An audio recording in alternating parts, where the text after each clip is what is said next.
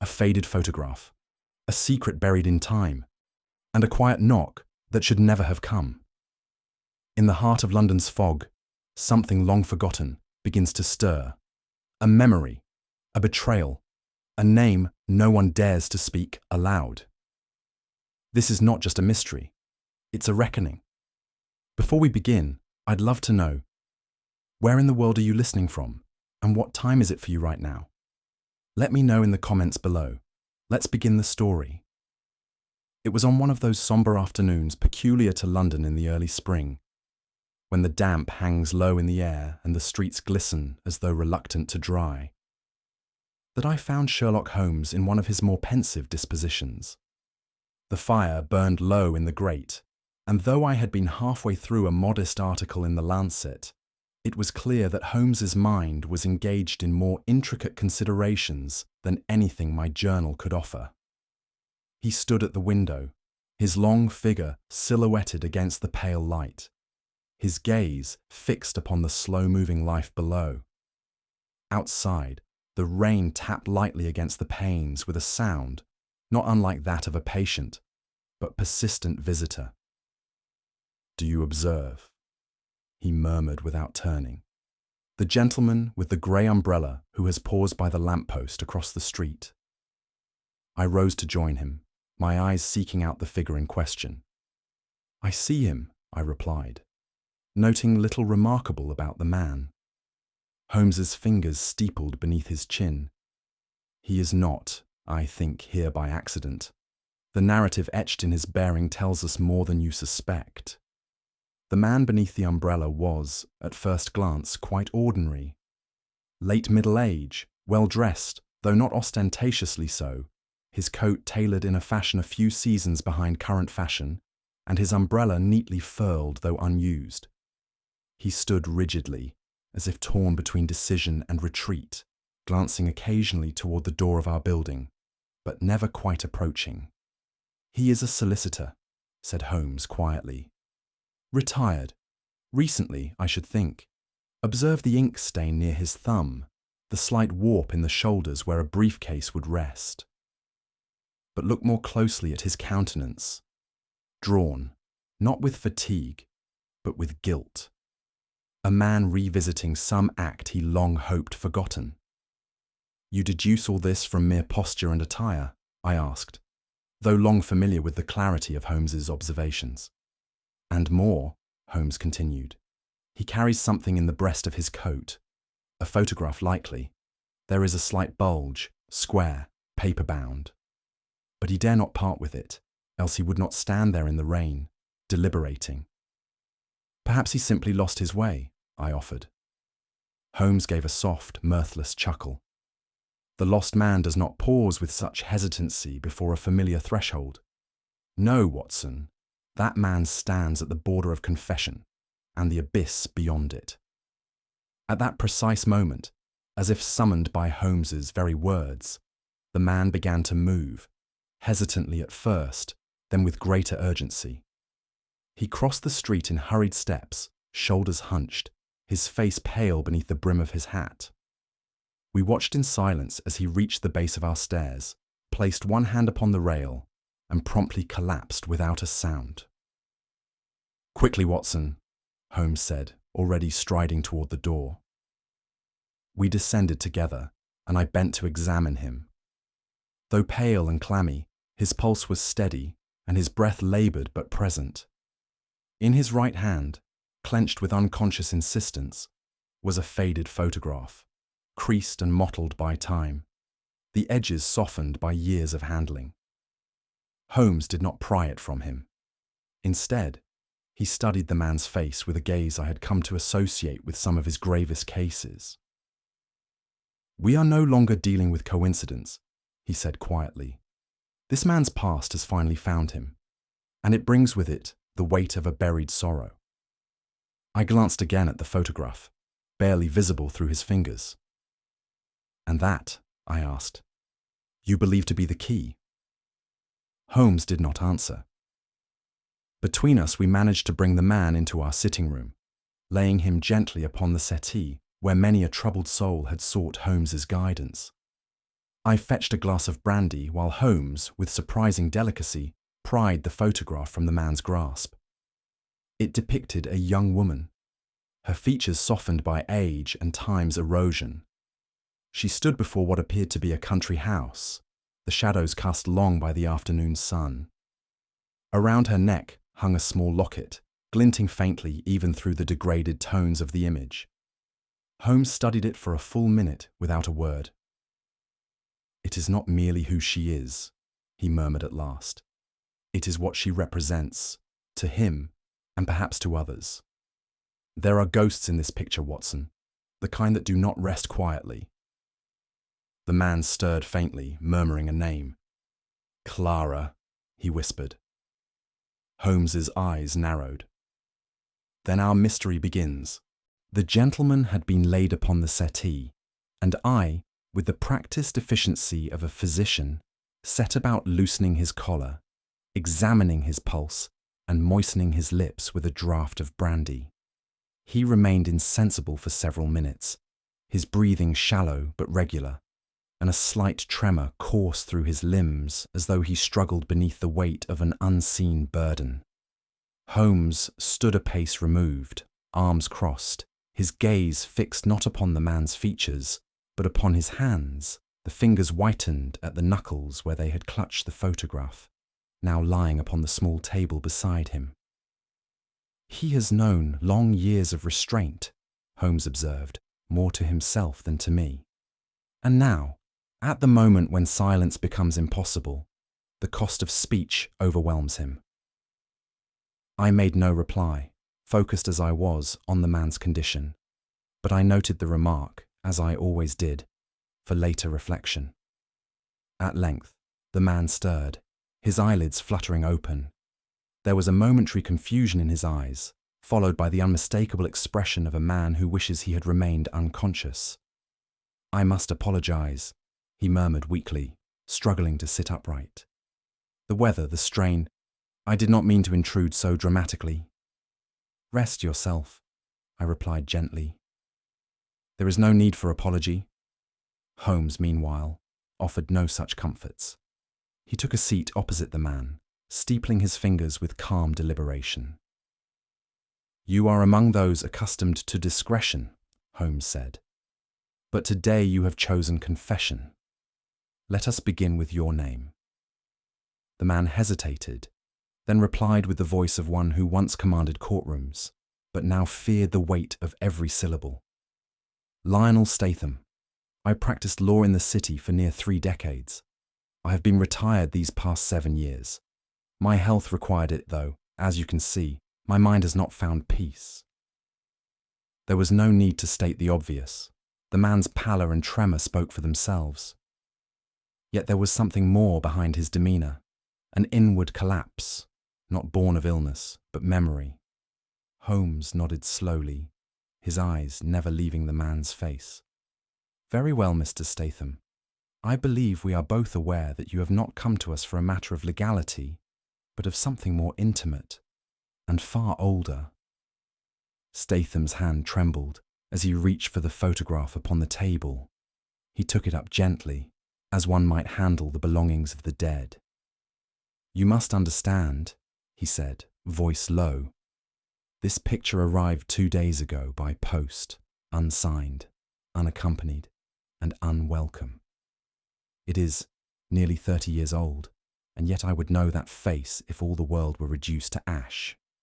He handed it to Holmes, who took it without a word. "The woman," Staithm continued, "was Clara Ashcroft. She was once very dear to me." Holmes examined the image in silence. I glanced over his shoulder and saw the same young woman. Delicate features, a thoughtful expression, and that same locket at her throat. Though time had dimmed the ink, the emotion in her gaze remained.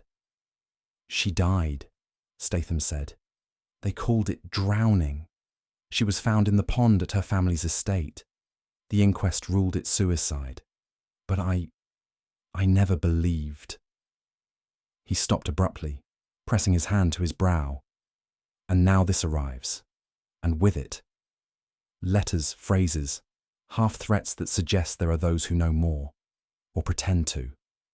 I cannot risk the scandal. Not now. Not when I have spent a lifetime rebuilding what was broken. Holmes tilted the photograph toward the firelight, studying the shadow that fell across the house behind Clara. You believe this is an attempt to blackmail you? He asked. I don't know what to believe, Staithm whispered. Only that Clara's ghost has returned, and she brings a reckoning with her. Mr. Holmes, Staithm said, leaning forward now, his voice hoarse with urgency. I beg you to understand, this cannot become public. I have a wife, grown children, a name long since cleared of youthful indiscretions. This matter must be resolved quietly, delicately. If scandal were to erupt, it would not merely tarnish me, it would destroy those I love. Holmes offered no immediate response. He turned the photograph over in his hands, noting a faint watermark on the back, nearly lost to age and wear.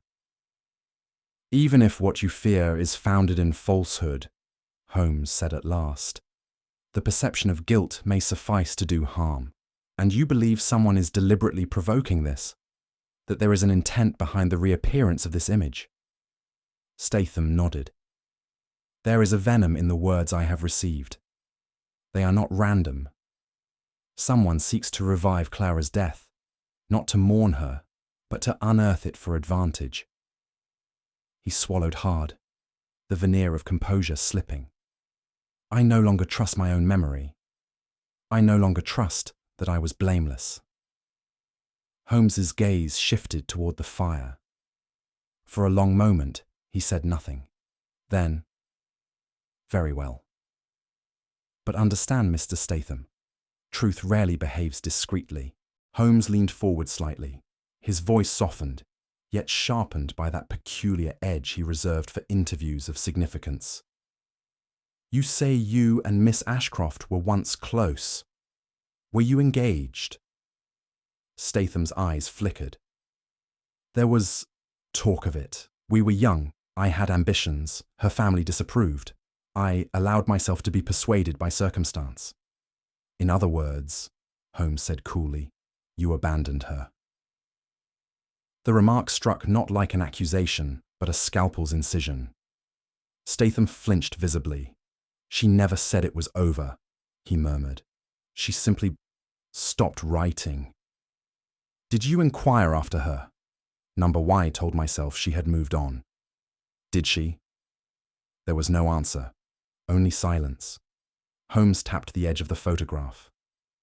This house, do you recall it? Yes, Staithm said, recovering his voice with difficulty. It was her family's country property, Ashcroft Hall. I was there only once. And this locket? I remember it, he said slowly. She always wore it, said it had belonged to her mother. Holmes folded his hands. One final matter, these letters you received. Are they in Clara's hand? Number. But they quote her words, things only she could have written, or someone who read her correspondence. Holmes nodded, his expression unreadable. And your wife? He asked. Staithm froze. She knows nothing of Clara. Holmes let that silence stretch long. At length, Holmes rose and paced once toward the hearth, then back again. He stood with his back to us, his eyes fixed upon the photograph now propped beside the lamp. You shall have your discretion, Mr. Staithm, he said quietly, but not at the expense of clarity. The solicitor exhaled, the tension in his shoulders easing ever so slightly. Thank you, Mr. Holmes. As I watched my friend, however, I noted that rare, almost imperceptible tightening of his brow, the signal that, even as he accepted the case, something in the telling had unsettled him. Holmes suspected a lie. But from whom? It was 2 days later that Holmes and I made our way to the district of Richmond, where Mr. Lionel Staithm resided in a modest but well-appointed home overlooking the River Bend. The residence bore all the hallmarks of a man who valued order above ostentation: a manicured lawn, a polished brass knocker, and curtains drawn to an even line. Yet there lingered something airless about the place, a hush that extended beyond mere civility. Mrs. Staithm received us in the vestibule with a measured courtesy, her smile warm but restrained, her gaze flickering once, briefly, toward her husband, with something that seemed akin to apprehension. She departed soon after showing us into the study, leaving behind the faint scent of lavender and a silence that pressed against the walls. It was here that Mr. Staithm produced the original photograph once more, this time from a locked drawer in the escritoire. Though he said little as Holmes took it up, the act itself, placing the image into Holmes's care, appeared to cost him something. "My wife," he said after a pause, "believes you to be advising me on an old legal matter.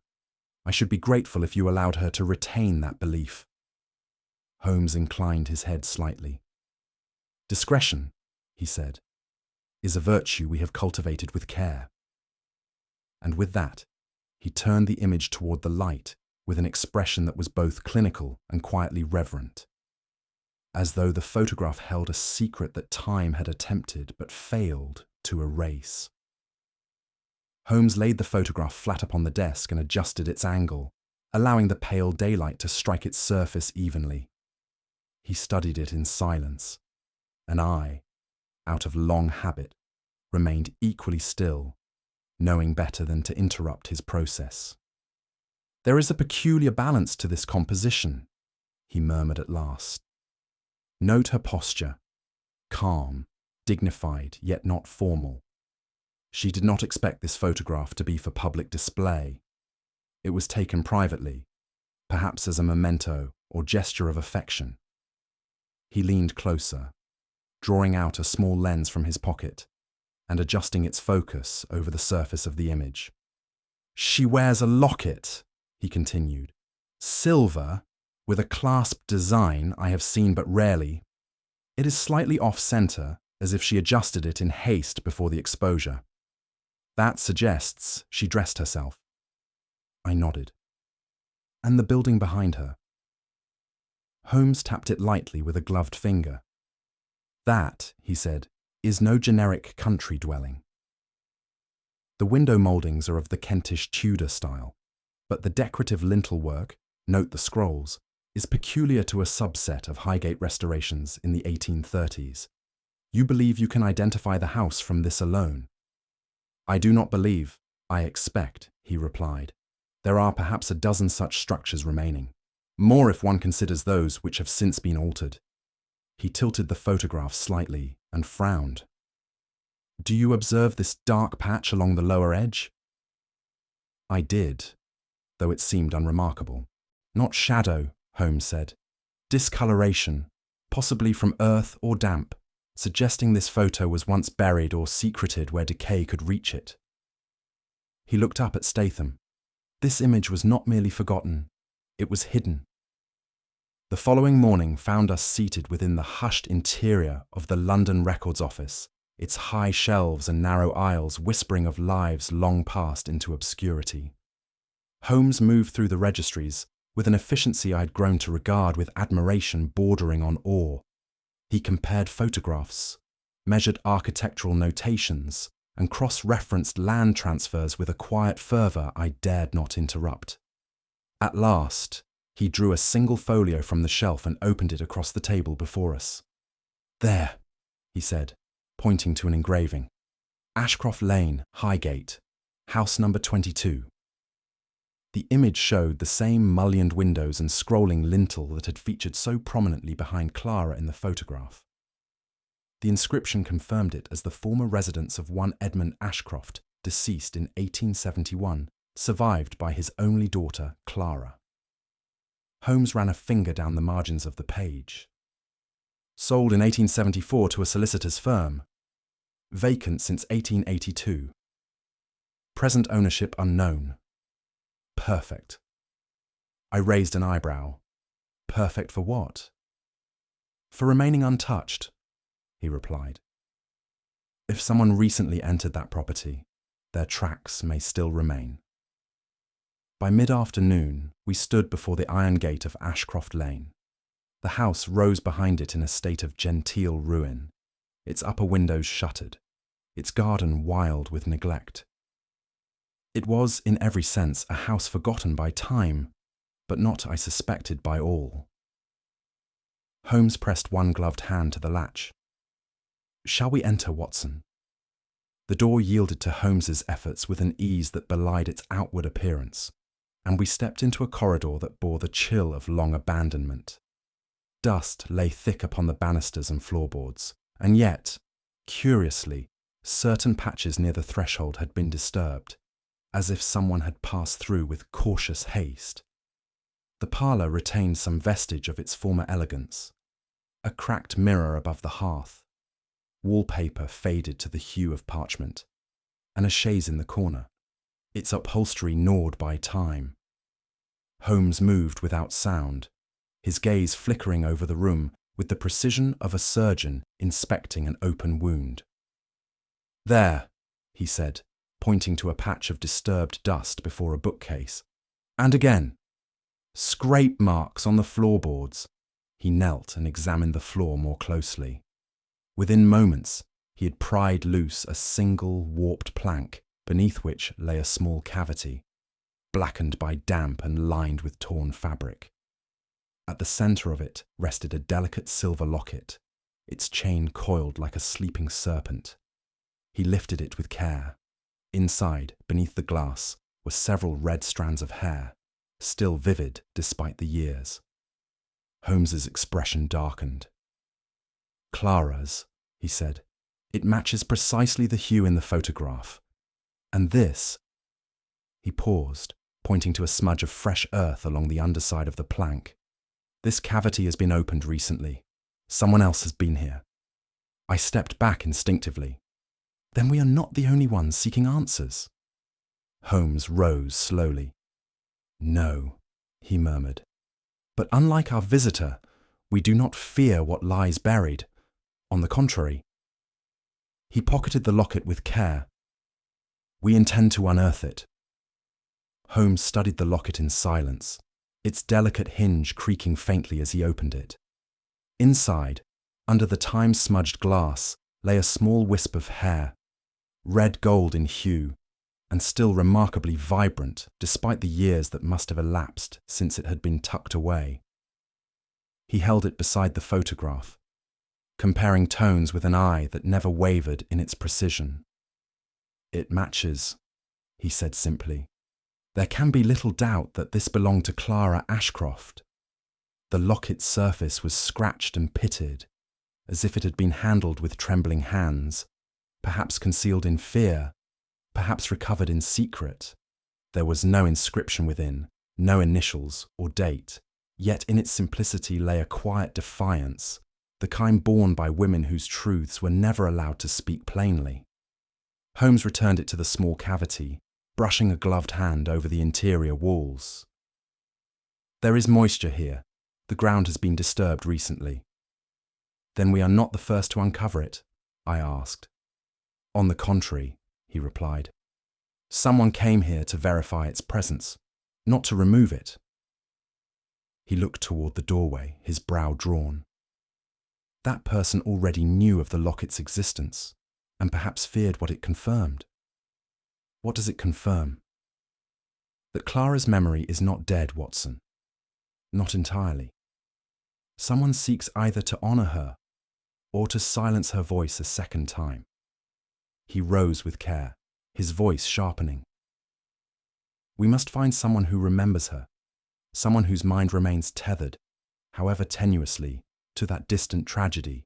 It was through the assistance of a parish ledger and a persistent inquiry at the Highgate Almshouse that Holmes located Mrs. Letty Wren, once in service to the Ashcroft family.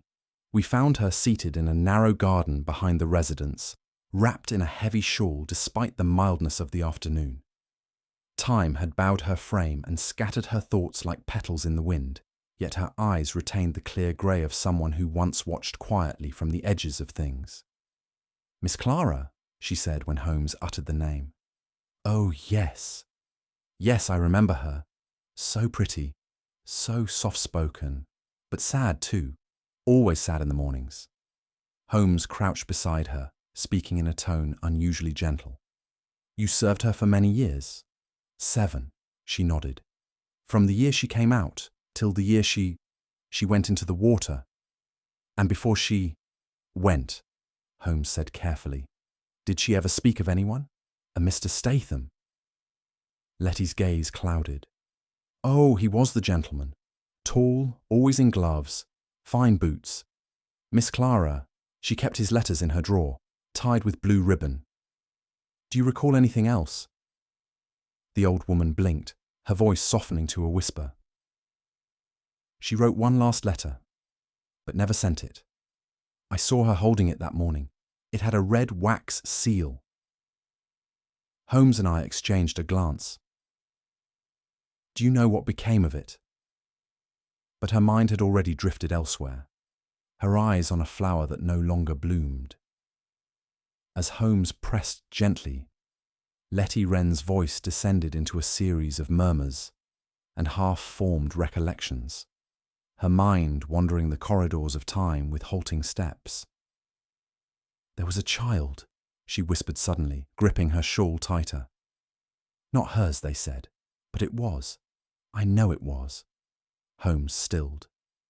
A child, he asked, born to Miss Ashcroft. Letty nodded faintly. She was crying that night, said she couldn't keep him, said the gentleman would never know. I felt a chill that had little to do with the spring air. And the man? Holmes asked softly. The one with gloves, she replied. He came to the house after, not through the front. Never used the bell, always with gloves, even in summer. Miss Clara feared him. Holmes's eyes darkened, but he gave no voice to the thought forming behind them. And the letter? Gone, she muttered, like the child, vanished in the wind. She began to hum then, an old lullaby, disjointed and slow as her eyes turned glassy and distant. We left her there, as one might leave a chapel, quietly, reverently. Holmes said nothing until we reached the gate, but I saw the tension in his hands. Something had shifted in his mind, something terrible and forming. It was on the third evening after our return from Highgate that Holmes, seated in his armchair with the photograph once again in hand, gave a sudden murmur of interest. I glanced up from my notes to find him adjusting the lens of his microscope with unusual delicacy. Observe, Watson, he said without turning. Just here, beneath the edge of the upper left margin. I leaned forward as he held the cardstock beneath the light. At first, I saw nothing but the uneven grain of age and wear, but under Holmes's magnifier there emerged, faint yet unmistakable, the ghost of a circular watermark. Griffin and Blythe, portraiture and daguerreotype. Holmes read aloud. Cheapside, 1859 to 1876. Defunct, I presume. Indeed, their studio was consumed in the same blaze that took half the block in 78.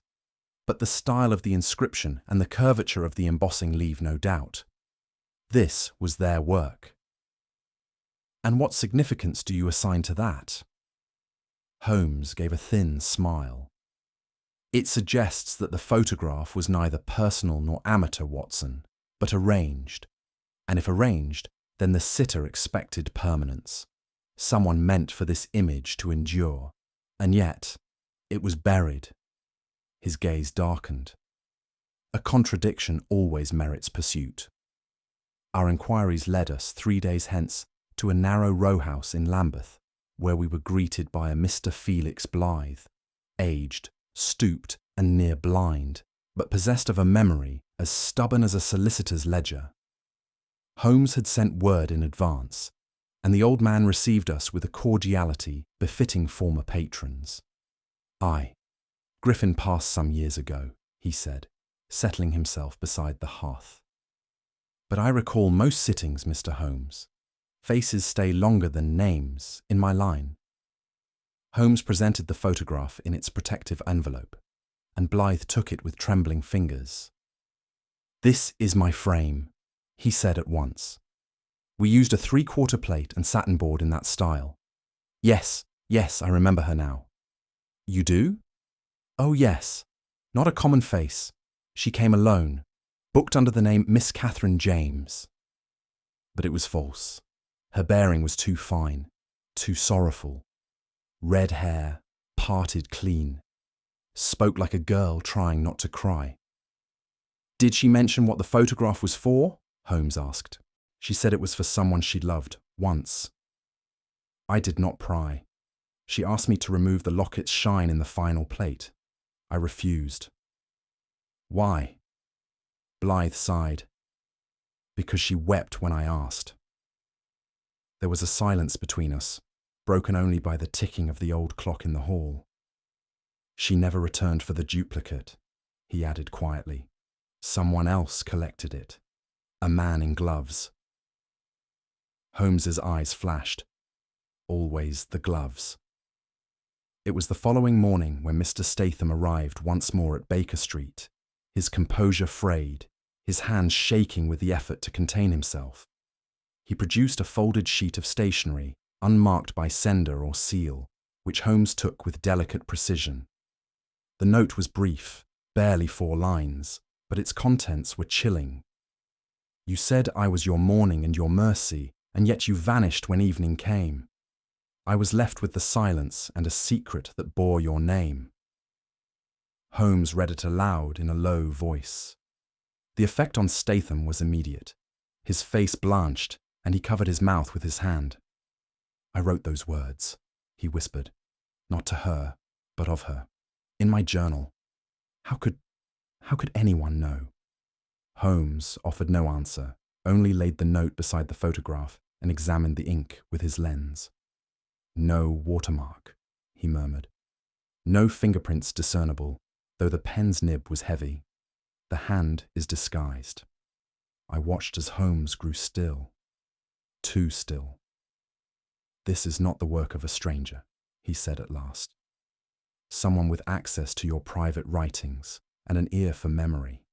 Someone who knows how to reopen old wounds with surgical precision. Upon our next visit to Richmond, it was Mrs. Staithm who received us alone, her husband having taken to his bed with what she described as a constitutional headache. There was something in her manner that struck me at once, a quiet vigilance, as though every tick of the clock were another step toward revelation. Holmes, ever courteous, made polite inquiries regarding Mr. Staitham's health. She answered with care, but her gaze flickered too often, first toward the staircase, then the window, then back to Holmes. I am told you are assisting my husband with a legal matter, she said lightly. Holmes offered a neutral smile. Matters of the past do often present themselves in the guise of legality. Her hands twisted in her lap, and for a moment I thought she might ask more. Instead, she rose suddenly and offered tea, but her movement was abrupt, too much so, and as she reached for the bell pull, a letter fell from her sleeve. Holmes retrieved it for her, holding it just long enough to glimpse the handwriting. An old note, she said quickly. From my mother. He said nothing. But as she poured our tea, with hands too steady to be natural, I saw Holmes observing her not with suspicion, but with sorrow. Holmes and I spent a grey Tuesday morning at the Municipal Archives, that vast mausoleum of forgotten facts, where the lives of London's dead are reduced to ink and ledger. After several hours of careful search, Holmes paused before a faded entry in the coroner's register, his finger resting upon a familiar name. Clara Ashcroft, he read. Age 23, unmarried, deceased, October 3rd, 1874. Cause of death, drowning, following acute hysterical disturbance. He looked at me. They called it madness, I said quietly. They often do, he replied, especially when it is love, grief, or betrayal. The report was brief and clinical. Clara had been found in the ornamental pond behind Ashcroft Hall. The physician noted no injuries save a small bruise on the temple, likely sustained during the fall. A housemaid reported hearing Clara crying that night, but no danger was presumed. Holmes studied the marginalia. No post-mortem, he said, and the body was interred without delay. Curious. Too curious? I asked. He did not answer at once. Instead, he removed a small notebook and jotted a phrase I could not see. "There is something missing, Watson," he said at last. Something beneath the silence. This was not merely a tragedy, it was an erasure. And then, almost as an afterthought, he added, "Let us examine the birth records next." In the adjoining register of births, we found the name Ashcroft appeared frequently, distant cousins and collateral lines. But nowhere was Clara's name attached to any child, neither as mother nor witness. Holmes scanned the records with increasing agitation, his pencil tapping the table in a steady rhythm. "She was pregnant," he said, more to himself than to me. The maid knew. Clara's last letter spoke of a secret, but there is no record. None. Could the child have been stillborn? Even then, Holmes said sharply, there would be a line, a certificate, some echo in the legal air. But here, nothing, not even silence, absence. He turned to me, his expression grim. There is but one explanation. The child was either removed or concealed. And if so, he trailed off, his eyes narrowing. Then someone alive today walks with Clara Ashcroft's blood and bears no knowledge of it. Or worse, someone does know and seeks to keep it buried. A long silence passed between us as the enormity of the thought settled. Then Holmes stood, adjusting his gloves. "We must return to Richmond. If ghosts walk this case, Watson, they do so not to haunt, but to claim their inheritance." Holmes had always maintained that the truth, when properly dressed in fiction, could draw out what plain questioning could not. Accordingly, he composed a short and innocuous-seeming paragraph which appeared the next morning in the personal notices of the Times. Certain parties possessing documentary proof relating to the 1874 matter concerning Miss C.A. of Highgate are invited to present claims via legal counsel. Descendant recently located. Entitlement pending probate confirmation. He folded the paper and laid it upon the mantel with a look of grim satisfaction. That, he said, should suffice to provoke a reaction. But from whom? I asked. The field remains wide. Precisely why the bait must be broad. Those with knowledge will recognize the initials and the implication. The reference to inheritance will strike only those for whom the matter is more than academic. And the risk? A calculated one. The photograph, Watson, is the key. If our adversary has seen it, they will move to erase it, or to confirm their suspicions. I studied his face. You believe this case will turn not on discovery, but panic. Many truths, he said, are uncovered not through revelation, but through the desperate attempts to conceal them. That night, the trap was laid. It was shortly past midnight when we received the urgent summons from Richmond. By the time we arrived, the fire had been extinguished, the smoke still lingering in the upper corridor like a ghost reluctant to depart. Mrs. Staithm stood pale and wordless in her nightgown, while her husband, shaken but unhurt, gestured us towards the study. The damage was contained to a single drawer. Within it, the charred remains of papers lay in fragile ruin, their edges curled and blackened. Among them was the photograph, now a brittle sheet of scorched ash, unrecognizable save for the faint outline of its original frame. Holmes crouched beside the debris with an expression that betrayed neither surprise nor alarm. "They came for this," he said, gently lifting the blackened relic with tweezers. "Nothing else has been touched. The silver was left, the cash drawer unopened. This was no robbery."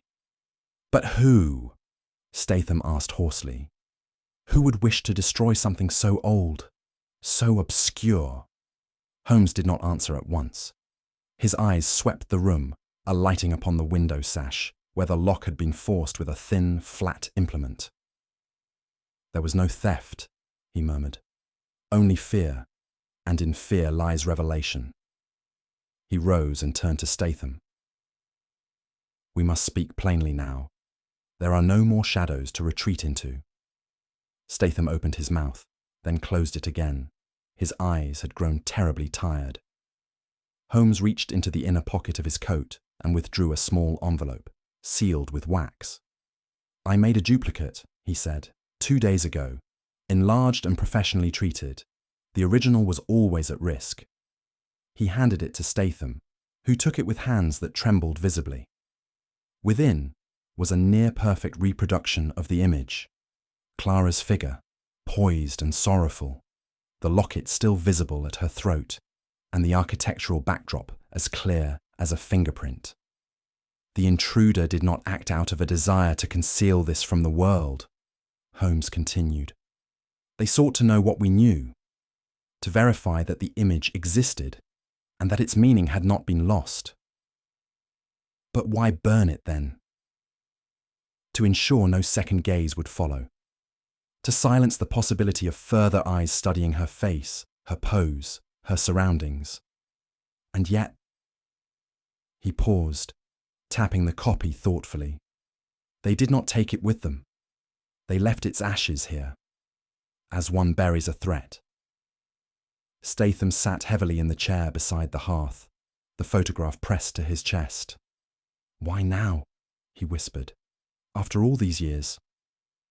Holmes's voice was soft. "Because ghosts, once stirred, do not return willingly to their graves." Holmes paced slowly before the cold hearth, his hands clasped behind his back in that familiar pose which signalled deep and deliberate reasoning. "There are crimes of passion," he said, "crimes of greed, and crimes of convenience. But this, Watson, this is a crime of fear." I watched as he paused and gestured toward the burnt drawer. Our intruder did not come armed, did not ransack the premises, and touch nothing of value. Their aim was singular: the photograph. He turned to Staithm, who looked up, hollow-eyed. Someone saw Clara Ashcroft in that image, saw her, not as a forgotten name, but as a threat. They recognized the photograph not as relic, but as proof. "Proof of what?" I asked. "Of connection," Holmes replied. "Of legacy, perhaps even of liability." The image raised questions long buried, and whoever feared those questions most came here to answer them for themselves. He looked at me. "Consider this. If Clara's child had lived, what might they resemble? Whom might they challenge? And who would stand to lose if that truth came to light?" The implications turned in my mind like keys in a lock. For the first time, I sensed how much remained concealed in the dark. It was well after the hour when Holmes and I remained alone with Mr. Staithm in the drawing room, the embers low in the grate, and the air heavy with what had not yet been said. He sat forward, his hands clasped, his voice roughened by time and guilt. "I loved her," he said quietly. "Clara Ashcroft. We were engaged in secret, foolish, romantic, headstrong. I was 20, newly called to the bar. She, 17, full of light. Her father forbade it. My family insisted I think of my prospects." He looked down at his hands. "I chose ambition." "And Clara?" Holmes asked gently. "She wrote at first. I ignored them. Then I heard she'd taken ill. Nervous troubles, they said. And later still, her death." He swallowed hard. "I told myself it was grief, and nothing more. That I had wounded her heart, but not her soul. But I never went to her grave. I never answered her final letter, if one was sent." He turned toward the burnt drawer. "And now I find that the past did not bury itself. It waits. It waits in ash and locket and ink. And I no longer know whether I was cruel or cowardly." Holmes did not answer. There was in truth no need. "The child," Staithm whispered. as if the very word might fracture the silence further. "I swear to you, I never knew. If she carried my child, I was ignorant of it." His voice caught. "To think that such a life might have begun and vanished, and I stood blind beside it." Holmes stepped forward, his tone firm but not unkind. "The child may not have vanished. The absence of record does not confirm death. It may confirm concealment." Staithm looked up slowly. "You believe the child lives. I believe someone believes it," Holmes said. "And belief in such matters is motive enough." The colour drained from the old man's face. He turned toward the window, as if hoping the answer might lie somewhere beyond the glass and smoke. "If so," he murmured, "then I have fathered not only guilt, but danger." Holmes said nothing, but I felt in that moment that the case had ceased to be about memory and become something living. It was a curious assembly that gathered that damp afternoon within the modest parlour of Baker Street. Holmes had sent invitations under the guise of a final clarification of legal ambiguities, and now the sitting room bore witness to an uneasy congregation. Mr. and Mrs. Staithm arrived first, he subdued, she restless. Mrs. Wren was ushered in shortly after by Holmes himself, her step halting, her gaze flitting with age and confusion. Then came Jonathan Baines, tall, composed, with a mouth that smiled more often than the eyes warranted. Holmes offered no explanations, only quiet courtesies and tea. "I have asked you all here," he began, "because there are truths which, like dust beneath a carpet, cannot remain forever trodden down without consequence. Today we lift that carpet." Baines shifted in his chair, his eyes narrowing slightly. Holmes ignored him and turned to Mrs. Wren with surprising gentleness. "You once spoke of a letter, madam. A letter that never reached its destination." The old woman blinked, then nodded slowly. "In the blue box, sir. I hid it from the mistress's mother. She would have burned it." Holmes inclined his head and retrieved a folded paper from beneath the mantel. "I believe this is it." Holmes held the letter with care, its creases yellowed by years and its ink faded, yet still legible to those who wished to see. He read it aloud, and the room grew still. "Lionel, I do not write in anger, though I have every right. I write because there is within me something of you, something not yet born, but real all the same. I shall not beg you to return. I only wish for you to know that what we shared was not fruitless. If this letter reaches you, know that I forgave you the moment you left, but I will not let our child grow in shame or secrecy. I will name you because truth deserves a name." The silence that followed was weighty. Mr. Staithm had sunk back into the armchair, his brow pressed to his hand. His wife stared straight ahead, lips parted but voiceless. "Where was this found?" Baines asked, his voice calm, too calm. "In the blue velvet box," Holmes replied. "With the locket, beneath a floorboard in Ashcroft House. Mrs. Wren preserved it, against every order." Holmes turned now to Mr. Staithm. "You were named, sir, not in court or in shame, but in hope, and that hope was born. I confess that, until that moment, even I had not grasped the full trajectory of Holmes's deductions. But as he stepped to the mantel and took down a framed photograph of a young man, Samuel, the Stathams' ward, I felt the breath catch in my chest. "This," said Holmes, "is Clara's child." Mrs. Staithm uttered a small cry. Mr. Staithm looked up, aghast. "No," he said faintly, "that cannot be." Holmes did not soften his tone. "You took Samuel in as a charitable case through a church intermediary, did you not?" "Yes, but he was an orphan." "Indeed. An orphan whose baptismal record bore only a mother's name. C. Ashcroft. You were told it was coincidence. You believed it. But I did not." He handed Mr. Staithm a parchment. "This is the church registry from St. Bartholomew's Home. The mother, Clara Ashcroft. No father listed. The child was given over within 2 weeks of birth. No formal adoption followed, only a guardianship arrangement.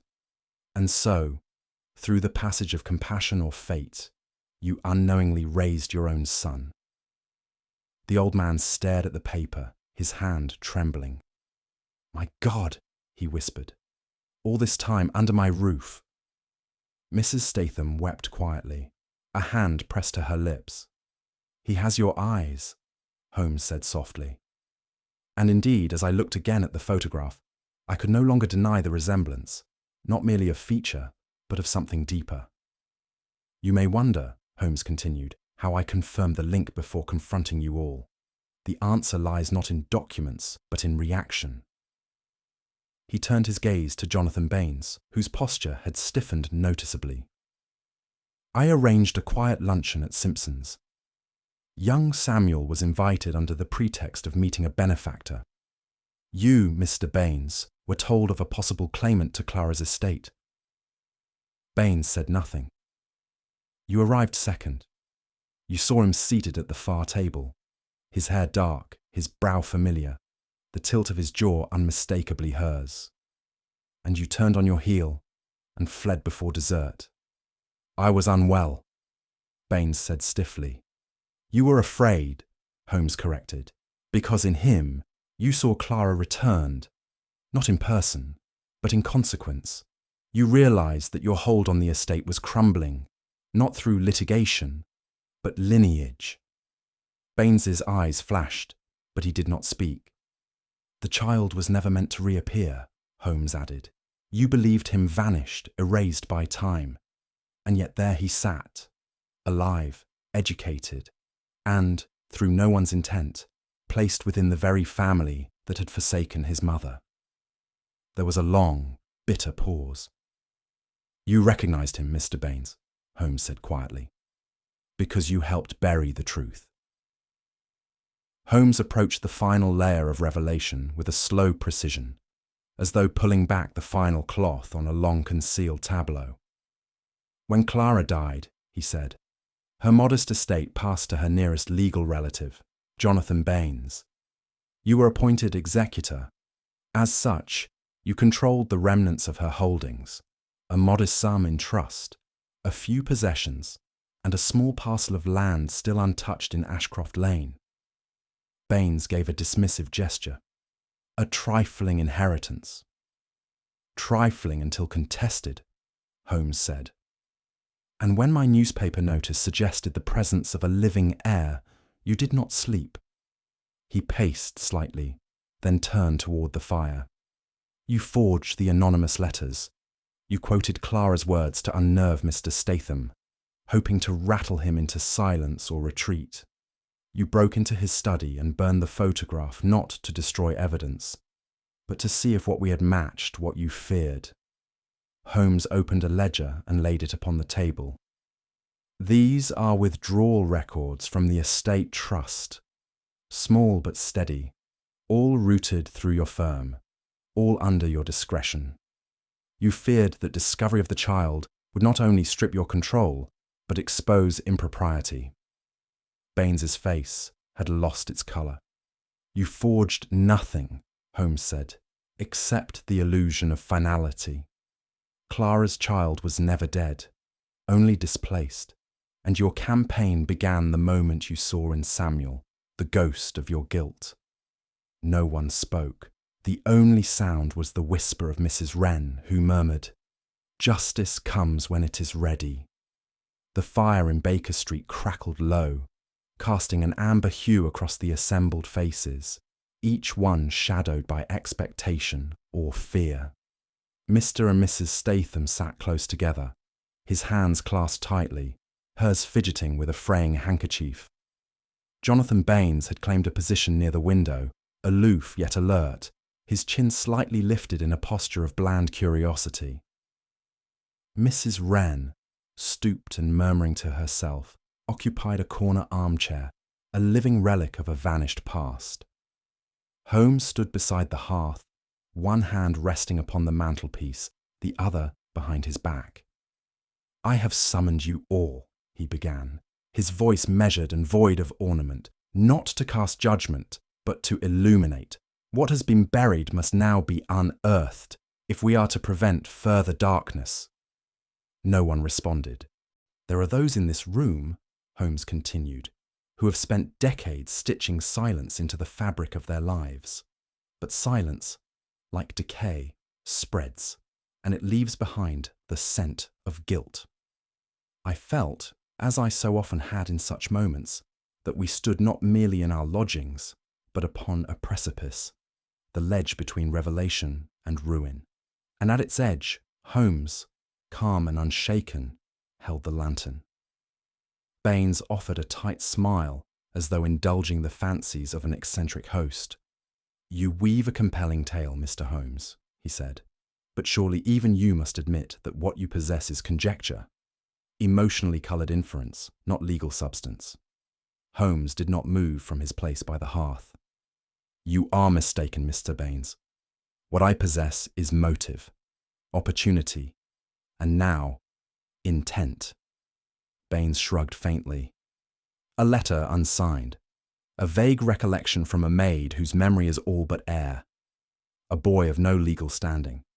And your entire theory rests on a coincidence that the Staithem's ward is, by chance, the son of a woman Mr. Staitham once loved."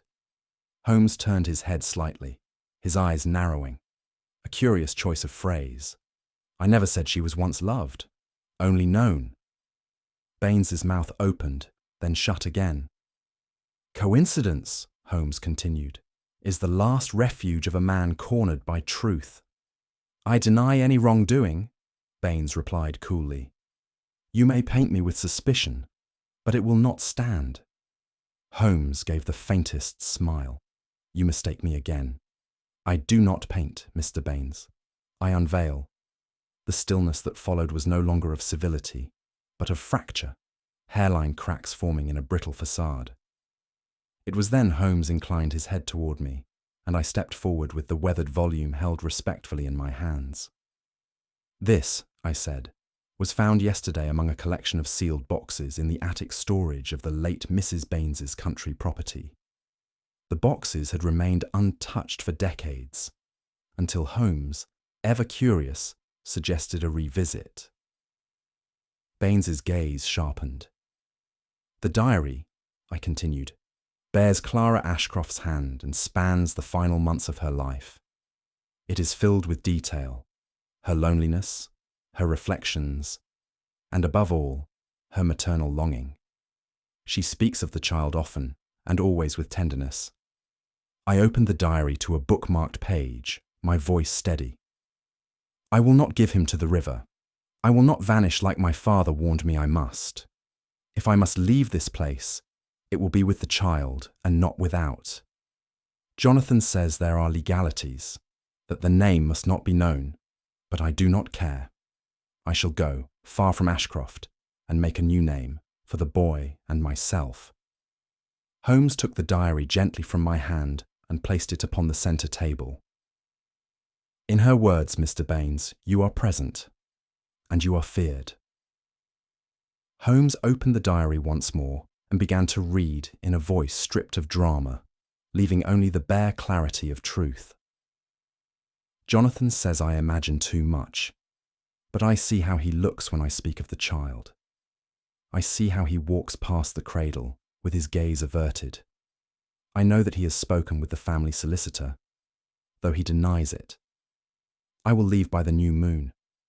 I cannot trust him, and I do not want the child raised by a man who believes in erasure." As Holmes read on, Baines shifted in his seat. The rigid posture, so proudly maintained earlier, had begun to fray. A muscle twitched at his jaw. His fingers clutched at the arms of the chair, whitening at the knuckles. "She feared you," Holmes said softly, closing the book. "And that fear, voiced in private, now speaks before us all."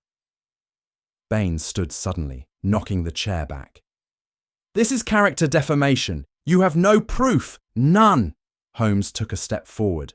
"But I do have her voice, and that, Mr. Baines, is more damning than your silence." Baines turned, perhaps to flee, but found no exit, not from the room, nor from the past that had caught him at last. There was a long, suspended hush. Then Baines lowered himself back into his chair as though his limbs could no longer support him. "I never meant for her to die," he muttered, voice brittle. "Only to vanish. The water, it was meant as a story, not a grave." No one moved. She would have ruined everything. Her scandal, her stubbornness, that cursed child. I forged the scene, told them she ran to the river, and then I waited. He buried his face in his hands. She was gone. I thought it over. I thought I had won. But in the hush that followed, no one believed he had. It was late when we returned to Baker Street, the city muffled in fog, and the streets glistening with the residue of a recent rain. Within our old sitting room, the fire was rekindled, our armchairs resumed, and the echoes of the evening's revelations slowly began to settle into silence. Holmes, ever contemplative after the unravelling of a great tangle, leaned back with his long fingers steepled beneath his chin, his gaze fixed on the ceiling yet seeing far beyond it. I busied myself at the cabinet, pouring each of us a measure of brandy, and handed him a glass, which he accepted without a word. The room seemed unchanged, the same scatter of monographs and newsprint, the scent of tobacco lingering in the drapery, and the steady ticking of the mantel clock. Yet something indefinable had shifted, as if the case had etched itself into the grain of the wood and the shadows of the room. At length Holmes stirred, turning his eyes to me with that peculiar brightness they assumed when his mind returned from its far-flung orbit. "You perceive, Watson," he said quietly, "how the truth, though long buried, has a way of clawing to the surface." "There was a chain, Watson," Holmes began, swirling the amber liquid in his glass, "as deliberate as any I have observed." He rose and paced to the mantel, the energy of explanation lending him fresh animation. "We began with a photograph, a common enough object, yet from it emerged a world. The studio watermark, faint as moth breath, gave us our first lead. The recollection of a red-haired woman booking a session under an alias, an anomaly in its time, suggestive of subterfuge, confirmed that this image was not preserved by chance. Then came the house in Highgate.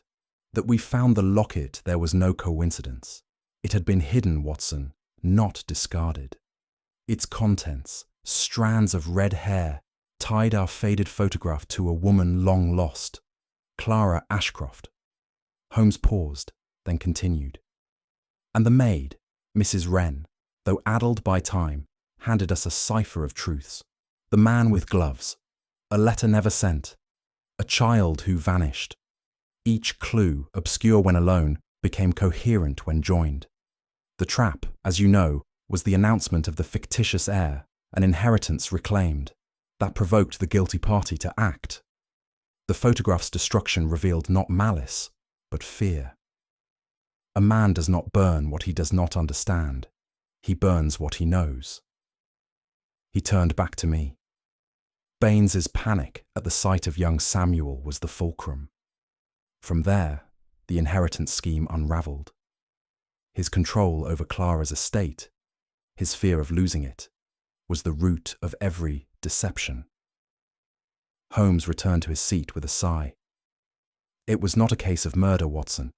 It was a case of erasure, a life unacknowledged, a woman dismissed, a child almost forgotten. But truth, like the photograph, though faded, remained. Holmes leaned forward slightly, his fingertips pressed together.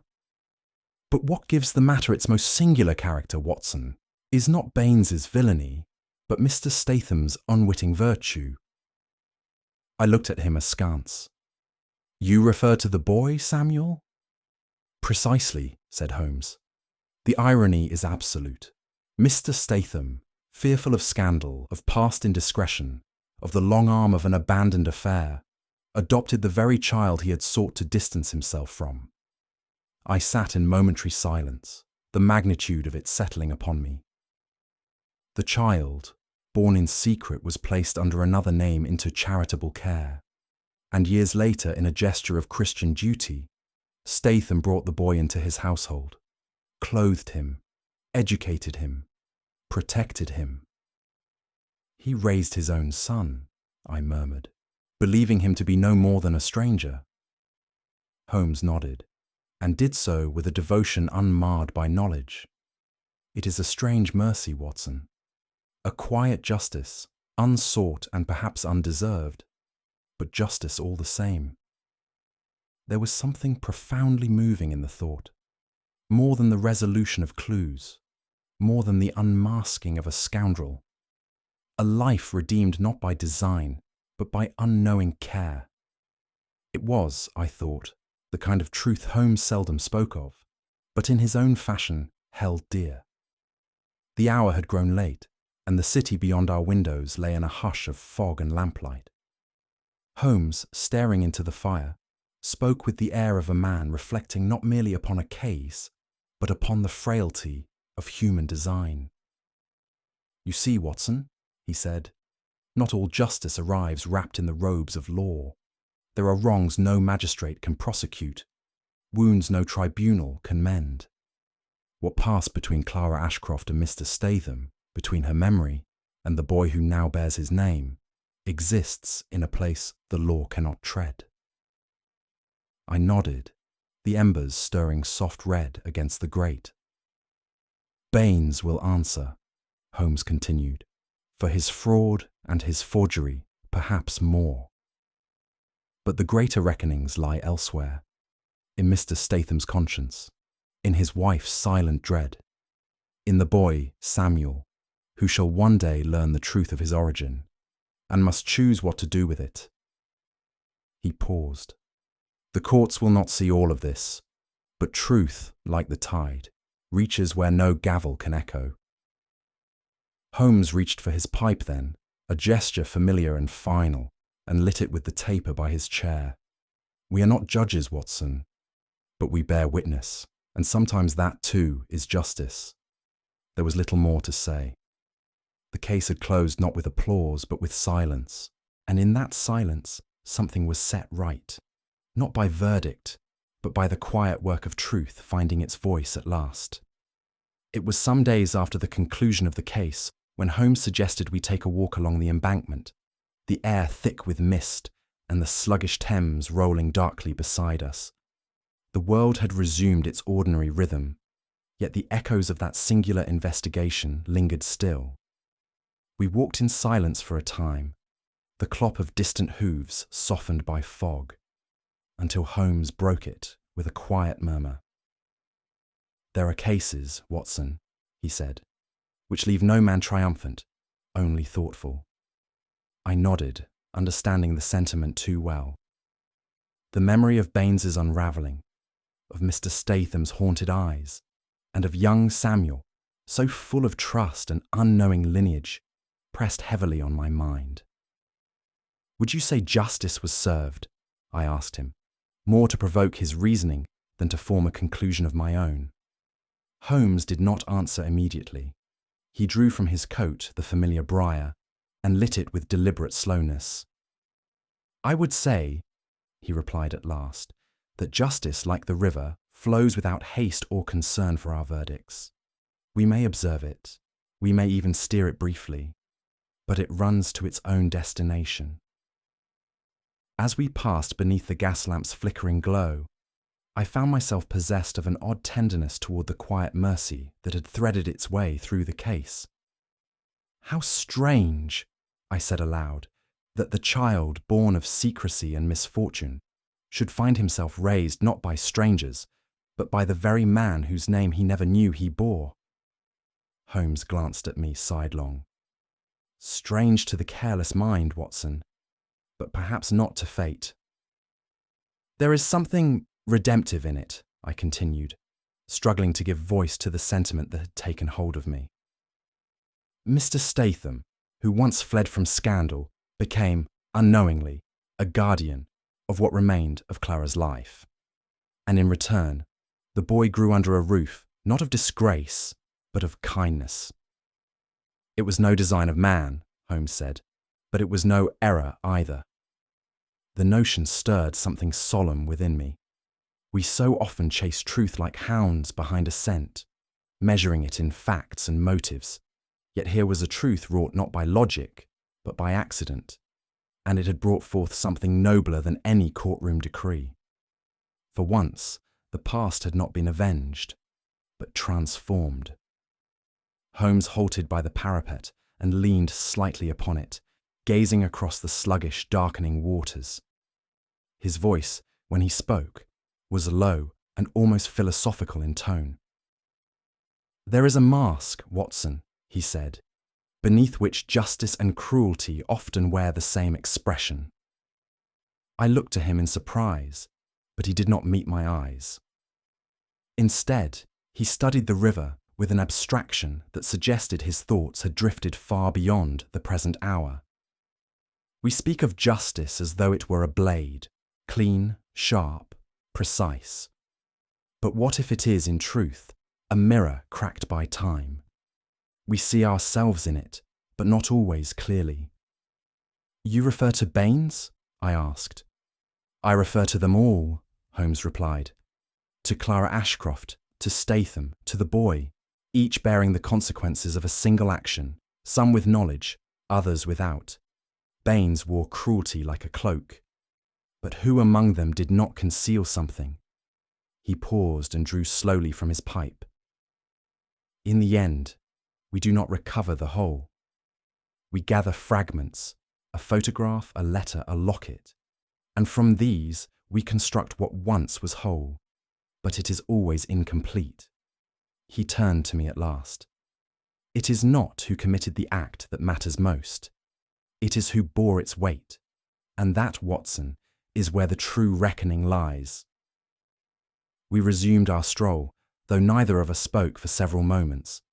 The rhythm of our footsteps, the ripple of the tide, and the distant creak of a passing barge composed a kind of muted requiem.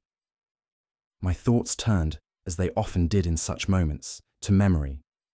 Not the grand memory recorded in ledgers or tribunals, but the quieter sort preserved in hearts and attics, in diaries tucked away and photographs grown dim. That faded image, Clara's solemn face, the locket at her throat, the uncertain background behind her, had been our doorway. It offered no accusation, no plea, only presence. And in its stillness, it had drawn the living and the dead together once more.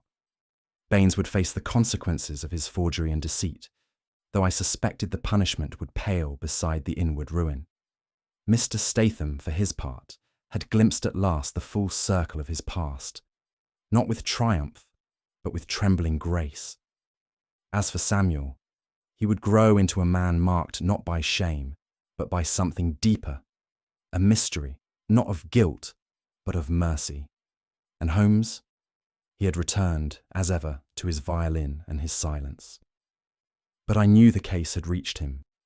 He had once told me that a single human life, rightly observed, was more intricate than any cipher. And so I closed this account, not with verdict, but with a thought. Some truths live only in fragments, and some sentences, unlike law, are passed quietly in the hearts of those who remember. As we returned to Baker Street that evening, I observed Holmes seated once more in his armchair, fingers steepled, his gaze distant, yet sharp. "It is a peculiar thing, Watson," he said quietly, "how time rarely hides the truth. It may bury it beneath sentiment, propriety, or silence, but it does not destroy it. In the end, the truth has its own tide." He turned to me then. "The cruelest acts are not always committed with malice, but with indifference. And in that indifferent silence, lives are shaped, destinies redirected. A photograph fades, Watson, but guilt remains vivid. Tell me this, dear listener. What do you believe was the true turning point in this case? Was it the forgotten letter, the hidden child, or the conscience of a man long silent? Share your thoughts in the comments below. I truly enjoy hearing your deductions. And if you'd like to unravel more mysteries with us, don't forget to subscribe. and pass this story along to a fellow lover of Holmes. The next case, as always, is just a clue away.